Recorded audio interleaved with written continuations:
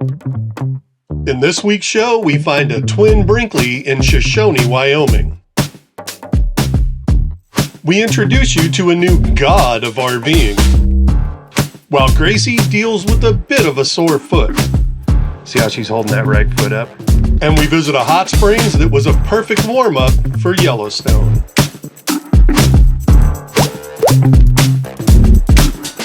So welcome to Shoshoni, Wyoming. There is a whole lot of nothing between Custer and Shoshoni, Wyoming. We are at, what's the name of this place?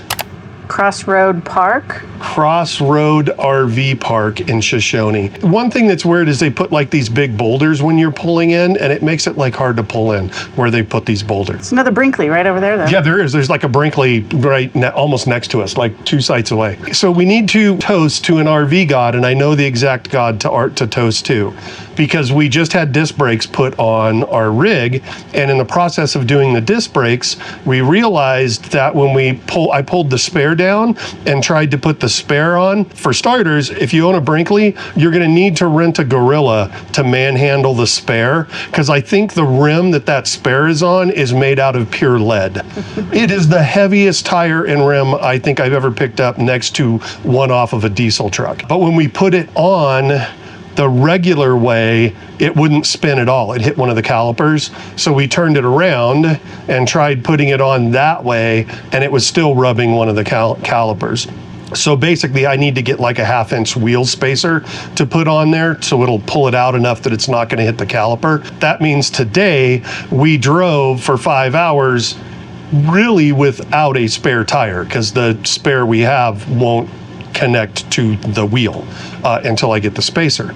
So that being said, I think that we need to toast to Deflatious, the goddess of tire inflation and proper tire usage, because you do not want to piss her off, because if you do, she will throw one of her spears into your tire and deflate it.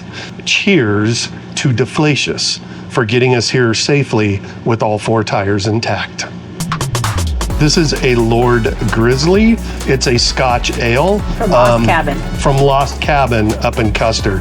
We had some last night with Joel and Tanya from This Is Our Adventure, and the Lord Grizzly, it broke Tanya. She had like 3 of them, it broke her. What are you having? I was having a Leinenkugel. Oh, the Leinenkugel, the berry Weiss. Very nice. If you don't like beer, you'd like this beer. Yeah. Tastes like Kool-Aid. It tastes like strawberry soda. Yeah. It really does. All right, well, we're set up. We're going to finish our beers and figure out what the heck there is to do here in Shoshoni. There's nothing. No, you said something about hot springs. That's about 30 miles away, which we might go up. I don't know. We'll figure it out. We're only here for 4 nights, so. Here for 4 nights, and then we head up to Yellowstone. Because it's Labor Day weekend, so I wanted to put us in a place where we weren't traveling on Labor Day weekend. Yeah, that's probably smart. Yeah, I married the smart one. Yeah. Well, we'll see you on the other side when we figure out what we're doing in Shoshoni. The other issue we're having is with Miss Gracie. She started limping a couple of days ago, and yesterday we noticed one of her pads, the inside pad, like I would say your thumb pad, was swollen, and I kind of pressed on it a little bit and a little pus came out. So I assume that she either got stung by something or got something stuck in there. I've been looking, and when I do press on it, she doesn't scream or anything. She's really good about letting me look at things. So we're kind of keeping an eye on it, and we may have to find a vet to get her on some antibiotics. It's not any more swollen today than it was yesterday, but still I worry. She's my little precious. I'm not totally freaked out, but she's a tiny little thing in Chihuahua and notoriously delicate when it comes to health issues. So we're keeping an eye on her. See, she knows. She's like, don't look at my foot. Whatever you do, don't look at my foot. See how she's holding that right foot up? Yeah, we're just gonna keep an eye on it. We kept the wound clean, and before long, Gracie was back to her normal self. Sometimes traveling with a pet can be a bit stressful, but having Gracie along makes it way more fun. Good morning, kids. Welcome to our second day in Shoshoni, Wyoming. This morning is one of those weird mornings weird days when living the RV, the full-time RV lifestyle. Today is my birthday. I have been walking around on this rock for 58 years now. This is my 58th birthday. But there's something really weird about it this year, and that is we just changed our residency over to being residents of the great state of South Dakota. And it's weird because my whole life, my 58 years, I've always been a Californian, and I'm not a Californian anymore. I'm a South Dakotan. And it's not a bad thing, because I look at it as a new thing, a new experience, a chance to grow, a chance to learn something new, something different. Because honestly, I don't really consider myself a South Dakotan yet, because I haven't done the homework, right? I mean, I was a Californian because I grew up there and I knew the history. So I don't think I can call myself a South Dakotan yet. I've got to put in the time to learn the state and learn its history and learn what it's all about.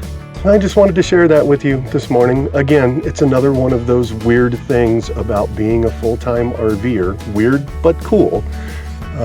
Yeah, after 58 years, I'm now a South Dakotan. It's kind of cool. Since it was going to be a hot springs day, we headed up Wind River Canyon. After winding through a few tunnels, we pulled over to take a look at the Bighorn River.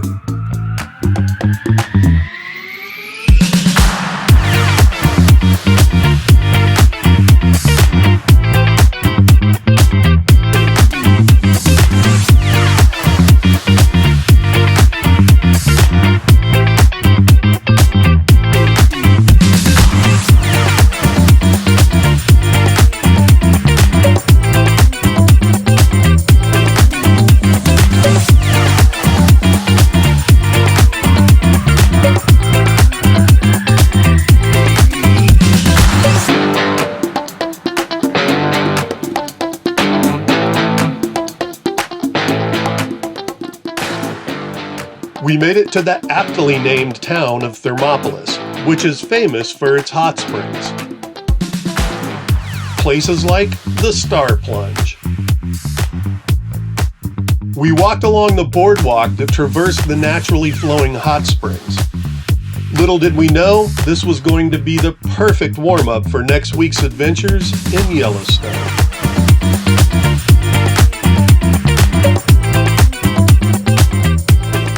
We then made our way over to Teepee Fountain. It was built in 1909 to vent steam from the hot mineral water that's piped throughout the park. After years of water flowing down over the structure and cooling, minerals were deposited that formed layers of travertine.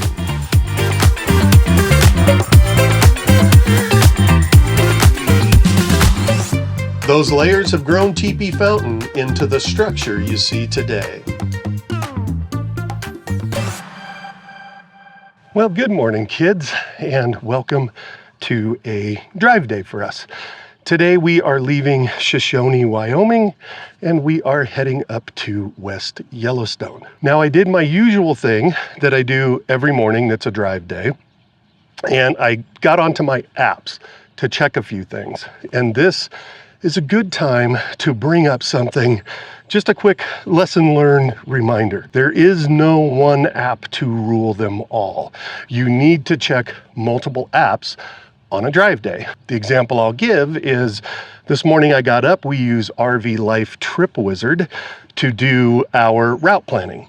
And RV Life Trip Wizard had me taking a route from Shoshoni. I'm going to call it the southern route, and it cut up through to the south entrance into Yellowstone, and then over into West Yellowstone, which is our destination.